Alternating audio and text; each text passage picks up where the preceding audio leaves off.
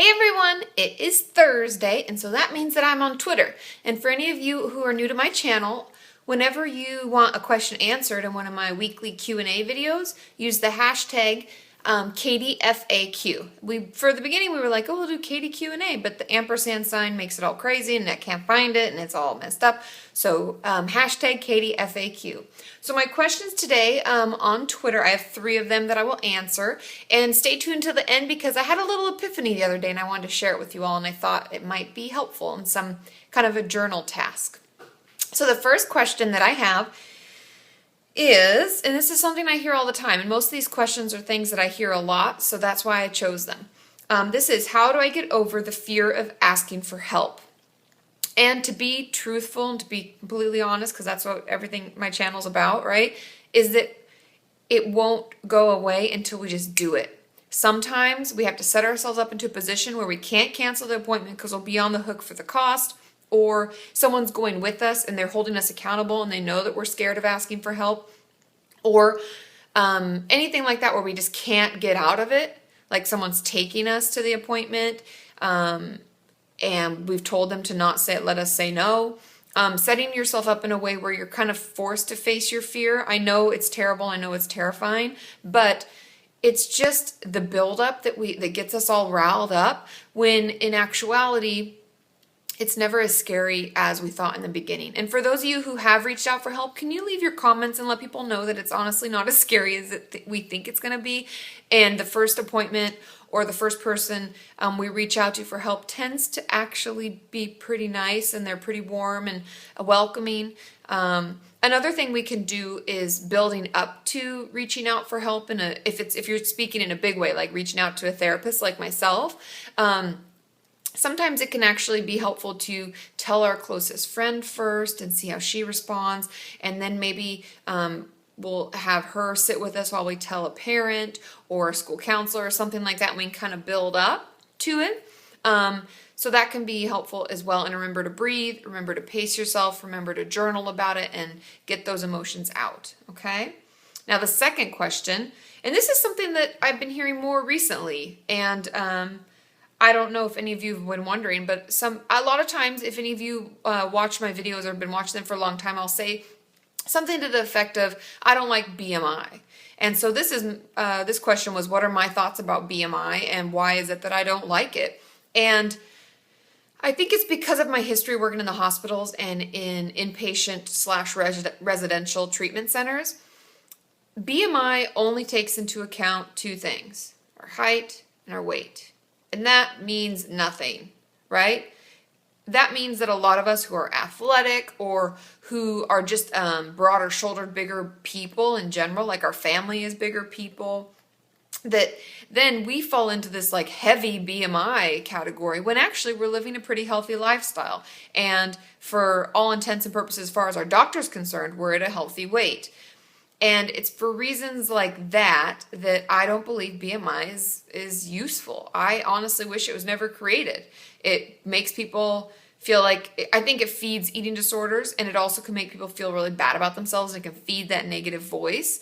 And when I had my sit-downs with Kate a while ago, and if you guys want Kate to come and do more videos, give me a thumbs up and let me know, because I've thought about asking her back. She's down in San Diego, so we have to kind of plan, but I could definitely come to her this time. But if you think that there are other topics, please let me know the other topics that I could talk to her about. But when I sat down with Kate, my friend is the dietitian, we talked about BMI, and because of bone density, muscle makeup, like how our body is made to be muscular or not muscular, as well as all of the genetic components, she believes that BMI isn't very accurate, and it's not the way to actually create a food plan or a meal plan of any sort, or treat a client. She bases it on a bunch of other things. So those are my thoughts, I guess.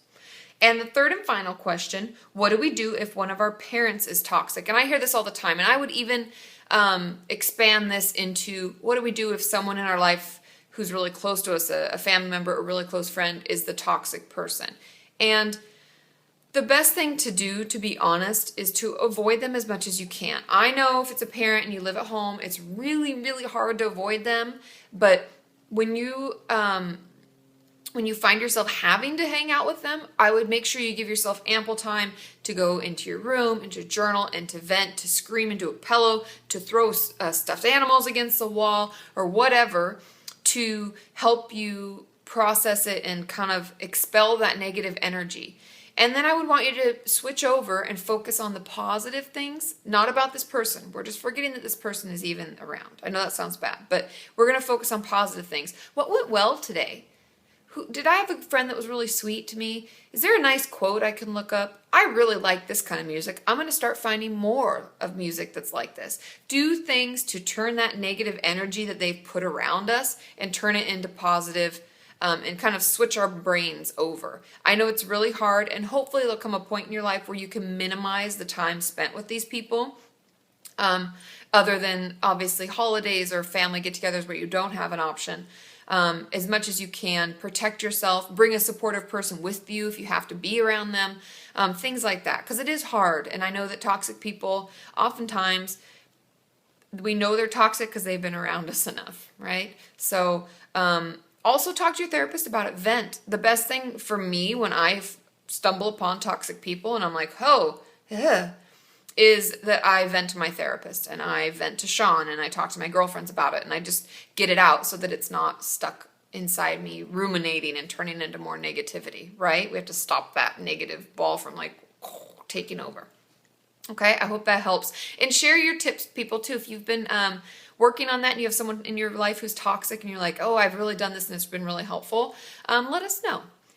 And on to my epiphany. Oh, before I forget, I will get on my epiphany. But on Saturday at 11 a.m. Pacific Standard Time, because I'm in California, I am doing a live broadcast with Andrea, one of my followers, and we're going to talk a lot about different types of treatment, what that looks like, and the most important, drum roll please, going back to school with an eating disorder or self-harm. How do we do it? And I've been hearing that a lot. So we'll talk about it on Saturday, so don't miss it. And if you're not available to watch live, it will be posted onto my YouTube channel, and I will tweet it out and put it all over my website and Tumblr and Facebook and stuff like that. So I hope that that is helpful. I know I've been hearing you. I hear what you're wanting, and that's why we're doing it. So thanks, Andrea. Now, my epiphany. So this week, I've been going through all of my closets and trying to weed out stuff. And then I sell it on eBay because I feel like it's just, I gave away a lot of stuff to Goodwill because I feel like it's nice for people to have nice things if they can't afford nice things. But then some of my nice things I sell on eBay. And I was going through all of my closets and drawers and all this crap. And I stumbled upon a shirt I haven't worn since before I met Sean. So 5.5 years, right? And I wrote this down because I had a little boof. My epiphany was, why do we hold on to things for so long, even if they aren't serving us? Is it because we forget about it or we're avoiding to deal with it? What is it? Because we all hold on to things. And I'm not just talking material items like clothing or any household items. I'm talking about emotionally. And I had that interview with Brian Cuban, and if any of you watched or if you haven't watched it, check it out. But he talks about these old painful events in his life and how much they affected him and how he held on to that for a long time. And I guess my journal thought and challenge is to think about what it is that has us holding on to certain events and what are we so afraid of if we let them go? What would that mean? Does it mean that it didn't happen? Is that what our negative voice tells us? Because we know it happened. Does it mean that we don't have a right to be upset about it from time to time? Because I'm telling you that that's not true. We can be upset anytime we need to be upset. But what is it? So journal about it. Hopefully that helps bring you one step closer to a healthy mind and a healthy body. I'll see you all tomorrow, and I'll be on Facebook, okay? I love you all. Bye.